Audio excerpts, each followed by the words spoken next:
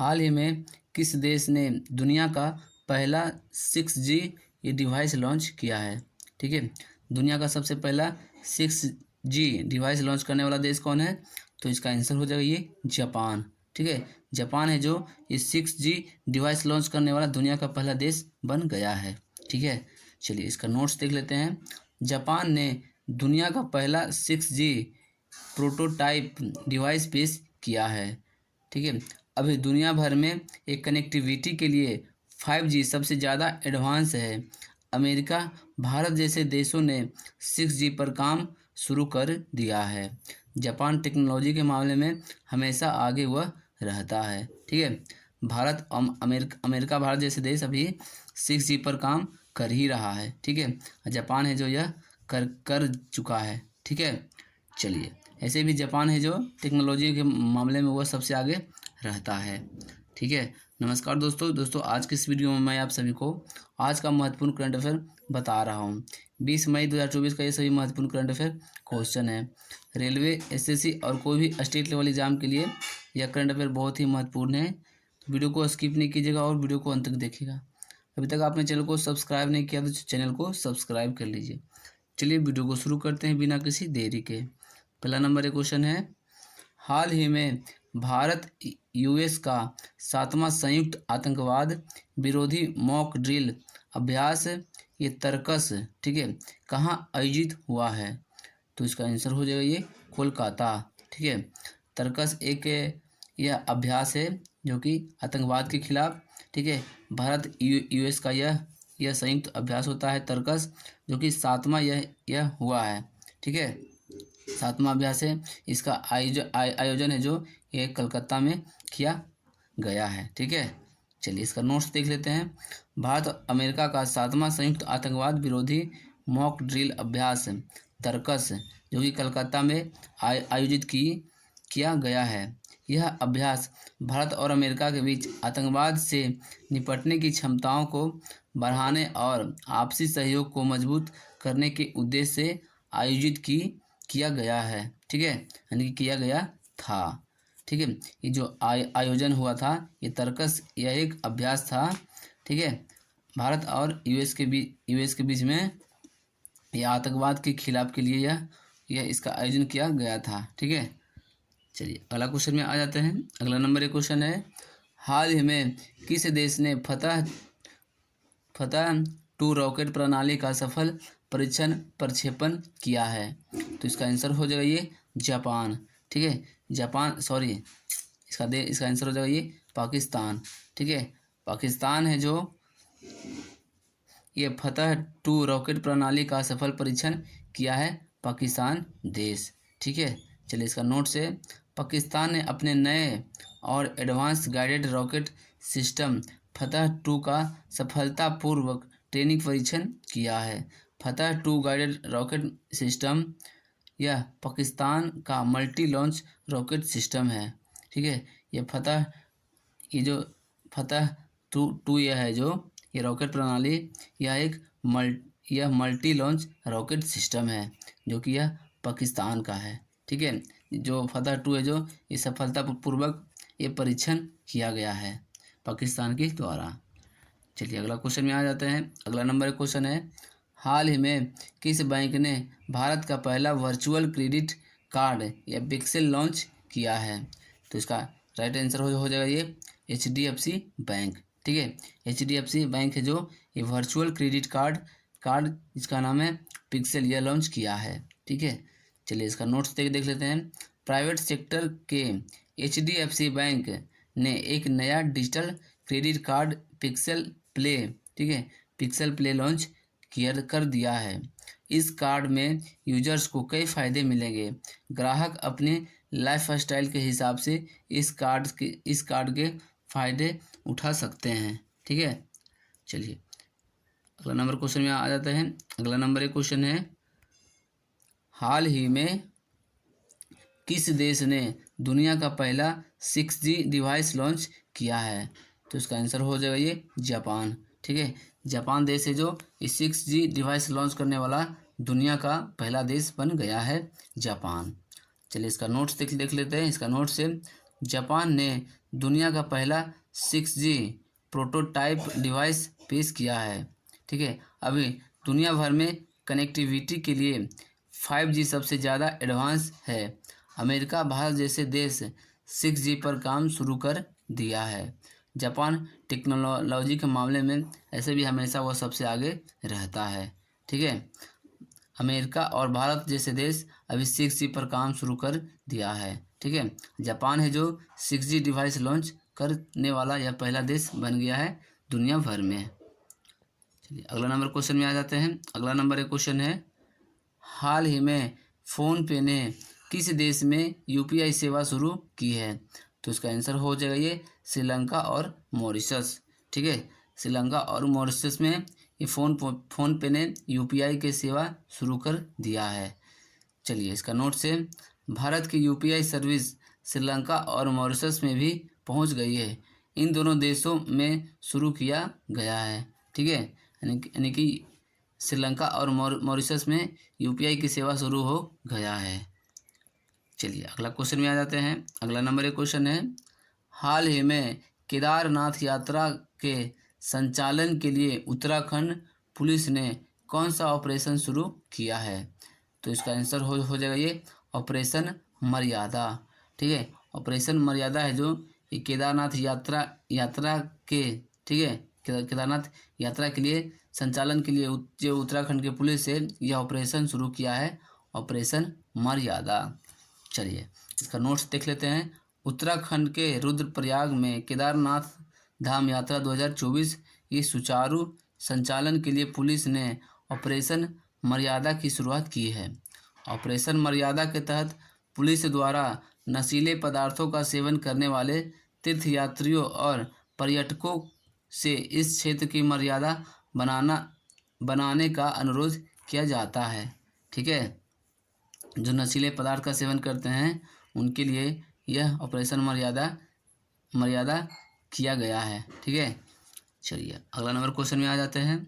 अगला नंबर एक क्वेश्चन है, हाल ही में किस राज्य के पूर्व राज्यपाल कमला बेनीवाल का निधन हुआ है? तो इसका आंसर हो जाएगा गुजरात। ठीक है, गुजरात के थे ये कमला बेनीवाल जो कि यह गुजरात के पूर्व राज्यपाल थे। ठीक है, इनका निधन हाल ही में हो गया है। चलिए इसका नोट्स देख लेते हैं। गुजरात के पूर्व राज्यपाल और दिग्गज कांग्रेस नेता कमला बेनीवाल का राजस्थान के जयपुर के एक अस्पताल में संक्षिप्त बीमारी के कारण 97 साल की उम्र में उनका निधन हो गया है। ठीक है, चलिए अगला क्वेश्चन में आ जाते हैं। अगला नंबर एक क्वेश्चन है, ठीक है, हाल ही में किस कंपनी के कृषि ड्रोन को DGCA से सर्टिफिकेशन प्राप्त हुआ है? तो इसका आंसर हो जाएगा ये AITMC वेंचर्स। ठीक है, चलिए इसका नोट्स देख लेते हैं। AITMC वेंचर्स लिमिटेड को कृषि ड्रोन जिसका नाम है विराज के लिए DGCA का सर्टिफिकेशन हासिल किया है। कंपनी के CEO हिमांशु शर्मा ने बताया है कि AVPL के विराज UAS, ठीक है, UAS कृषि ड्रोन को ये पहले प्रकार का प्रमाण पत्र हासिल हुआ है। ठीक है, ये जो ड्रोन है इसका नाम है विराज, इसको पहला प्रमाण पत्र हासिल हुआ है। ठीक है, जो कि यह एक कृषि ड्रोन है विराज। चलिए अगला क्वेश्चन में आ जाते हैं। अगला नंबर एक क्वेश्चन है, हाल ही में किस भारतीय फुटबॉलर ने अंतर्राष्ट्रीय फुटबॉल से संन्यास लेने की घोषणा किया है, यानी कि संन्यास लिया है? ठीक है, तो इसका आंसर हो जाएगा ये सुनील छेत्री।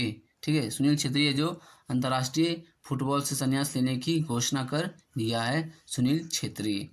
चलिए इसका नोट से, भारत के सबसे प्रसिद्ध खेल, ठीक है, आइकनों में से एक सुनील छेत्री ने घोषणा की है कि वह 6 जून 2024 को कोलकाता के सॉल्ट लेक स्टेडियम में कुवैत के खिलाफ भारत के मैच के बाद अंतर्राष्ट्रीय फुटबॉल से संन्यास ले लेंगे। इसके साथ ही सिकंदराबाद में जन्मे सुनील छेत्री का शानदार अंतर्राष्ट्रीय फुटबॉल करियर समाप्त हो जाएगा। ठीक ठीक है। ये जो सुनील छेत्री हैं जो ये सिकंदराबाद के हैं। यह 6 जून 2024 को लास्ट मैच खेलेंगे, वो भी कुवैत के खिलाफ खेलेंगे, ठीक है। कुवैत के खिलाफ खेलेंगे, उसके बाद वह संन्यास ले लेंगे, ठीक है, सुनील छेत्री। चलिए अगला क्वेश्चन में आ जाते हैं। अगला नंबर एक क्वेश्चन है, हाल ही में नेशनल एथलेटिक्स फेडरेशन कप में नीरज चोपड़ा ने कौन सा पदक जीता है? तो इसका आंसर हो जाइए स्वर्ण पदक, ठीक है, स्वर्ण पदक जीता है नीरज चोपड़ा ने। चलिए अगला नंबर इसका नोट्स देख लेते हैं। ओलंपिक चैंपियन नीरज चोपड़ा ने फेडरेशन कप 2024 एथलेटिक्स मीट के पुरुषों के भाला फेंक फाइनल में 82.27 मीटर थ्रो के साथ ये स्वर्ण पदक अपने नाम किया है, ठीक है। चलिए अगला क्वेश्चन में आ जाते हैं। अगला नंबर एक क्वेश्चन है, हाल ही में कहाँ कान फिल्म फेस्टिवल 2024 में भारतीय पवेलियन का उद्घाटन किया गया है? तो इसका आंसर हो जाइए फ्रांस, ठीक है। चलिए इसका नोट देख लेते हैं। देखिए कान फिल्म फेस्टिवल 2024 का आयोजन कहाँ किया गया है? तो ये फ्रांस में किया गया है। चलिए इसका नोट से, कान फिल्म फेस्टिवल में भारत पवेलियन का उद्घाटन किया गया है। समारोह का नेतृत्व सूचना एवं प्रसारण मंत्रालय के सचिव ये संजय जाजू और फ्रांस में भारत के राजदूत ये जावेद अशरफ ने किया है, ठीक है। तो फ्रांस के भारत में राजदूत कौन है? तो ये हो गए जावेद अशरफ हैं, ठीक है। और भारत के सूचना एवं प्रसारण मंत्रालय के सचिव कौन है? ये संजय जाजू हैं, ठीक है। चलिए अगला नंबर क्वेश्चन में आ जाते हैं। अगला नंबर एक क्वेश्चन है, हाल ही में 2023 में वैश्विक इंटरनेट शटडाउन में कौन सा शीर्ष पर रहा है? तो इसका आंसर हो जाइए भारत, ठीक है। भारत है जो ये इंटरनेट शटडाउन में ये शीर्ष स्थान पर भारत रहा है। चलिए इसका नोट्स देख लेते हैं। भारत की स्थिति सबसे आगे रही है। साल 2023 में इंटरनेट बाधित होने कि ये आंकड़े एक्सेस नाउ और कीप इट ऑन ने जारी किए हैं। इस रिपोर्ट में बताया गया है कि कैसे पिछले साल ये श्रिंकिंग डेमोक्रेसी ग्रोइंग वायलेंस के कारण इंटरनेट शटडाउन किया गया है, ठीक है। चलिए अगला क्वेश्चन में आ जाते हैं। अगला नंबर एक क्वेश्चन है, हाल ही में BIMSTEC की तीसरी EPG बैठक कहाँ आयोजित हुई है? तो इसका आंसर हो जाइए ढाका में, ठीक है। BIMSTEC की तीसरी जो EPG की बैठक हुई थी ये ढाका में हुई थी। चलिए इसका नोट से, बिम्स्टेक की भविष्य की दिशा पर प्रतिष्ठित व्यक्तियों के समूह EPG की तीसरी बैठक ढाका बांग्लादेश में ये बिम्स्टेक सचिवालय में आयोजित की गई थी, ठीक है। चलिए अगला नंबर क्वेश्चन में आ जाते हैं। अगला नंबर एक क्वेश्चन है, ठीक है, विश्व मधुमक्खी दिवस कब मनाया जाता है? तो इसका आंसर हो जाएगा ये 20 मई को, ठीक है। विश्व मधुमक्खी दिवस मनाया जाता है 20 मई को। चलिए इसका नोट्स देख लेते हैं। 20 मई 2024 को वर्ल्ड वी डे, जिसमें मधुमक्खी हमारे जीवन में बहुत महत्वपूर्ण भूमिका निभाती है, जिसके द्वारा उत्पन्न हुआ शहद का सेवन हम अपने डेली लाइफ स्टाइल में करते हैं, ठीक है। इसी कारण विश्व मधुमक्खी दिवस जो है 20 मई को मनाया जाता है। चलिए अब देख लेते हैं, ये आज है 20 मई, ठीक है। तो 20 मई का कुछ महत्वपूर्ण इतिहास पॉइंट देख लेते हैं, ठीक है। चलिए 20 मई 1900 के, ठीक है, ये हिंदी जगत के प्रसिद्ध कवि सुमित्रानंद पंत का जन्म आज ही के दिन हुआ था, ठीक है। तो सुमित्रानंद पंत जो थे यह एक प्रसिद्ध कवि थे। इनका जन्म 20 मई 1900 को हुआ था, ठीक है। चलिए अगला में आ जाते हैं 20 मई 1918, ठीक है। देखिए 1947 के भारत पाक युद्ध में अहम भूमिका निभाने वाले भारतीय सेना के वीर सैनिक ये पीरू सिंह का जन्म हुआ था, ठीक है। ये 20 मई 1918 को हुआ था इनका जन्म, ठीक है। चलिए अगला में आ जाते हैं 20 मई 2000 को ये फिजी में जॉर्ज स्पेट बने अंतरिम प्रधानमंत्री बने थे, ठीक है। अगला है 20 मई 2001 अफगानिस्तान में तालिबान ने हिंदुओं की अलग पहचान के लिए ड्रेस कोड बनाया था, ठीक है। देखिए 20 मई 2001 में अफगानिस्तान में जो तालिबान थे वो हिंदुओं के लिए या अलग पहचान के लिए एक ड्रेस कोड बनाया था। ठीक है। चलिए अगला नंबर है 20 मई 2012 को प्रसिद्ध मानव विज्ञानी और नारीवादी विद्वान ये लीला दुबे का निधन हुआ था। ठीक है। तो नीला दुबे का निधन हुआ था 20 मई 2012 को। ठीक है। यह एक प्रसिद्ध मानव विज्ञानी और नारीवादी विद्वान थे। ठीक है। तो दोस्तों आज हमने आप सभी को आज का महत्वपूर्ण करंट अफेयर इस वीडियो में आपको बताया है। अगर वीडियो अच्छा लगा तो वीडियो को लाइक कीजिए, कमेंट करके बताइए कि आज का बेस्ट क्वेश्चन कौन सा रहा। इस वीडियो को अपने दोस्तों के साथ शेयर कीजिए। अभी तक आपने चैनल को सब्सक्राइब नहीं किया तो चैनल को सब्सक्राइब कर लीजिए। मिलते हैं फिर अगले वीडियो में।